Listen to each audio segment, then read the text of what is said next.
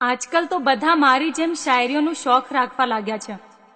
એક પરણેલા પુરુષની દેવદાસ જેવી હાલત જોઈ મેં તો મેં એને પૂછ્યું કે ભાઈ આ શું હાલ બનાયેલું છે.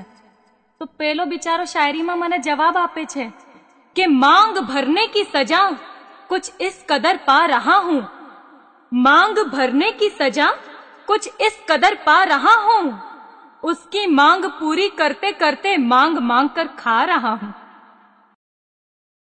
अर्ज किया है जल्दबाजी में शादी करके सारा जीवन बिगाड़ लोगे.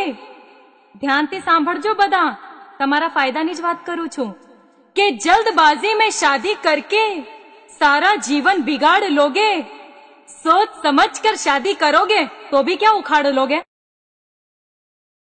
બહેનો, આજકાલના આ પુરુષો કાયમ એક જ રટ લગાઈને ભગવાનનું નામ ના જપતા હોય એટલું તો આ વાત જપે છે કે રિદ્ધિ દે સિદ્ધિ દે પણ ઘરવાળી સીધી દે, રિદ્ધિ દે સિદ્ધિ દે પણ ઘરવાળી સીધી દે, અને લગ્ન પછી રિદ્ધિ દે સિદ્ધિ દે પણ ઘરવાળી બીજી દે.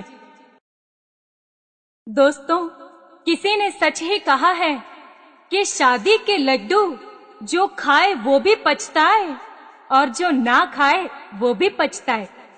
આજે આ કુંવારા છોકરાઓ શું કહે છે એમના દિલની વાત કે તાજમહેલ બનાના ચાહતા હું મગર મુમતાજ મિલતી નહીં, ताजमहल बनाना चाहता हूं मगर मुमताज मिलती नहीं.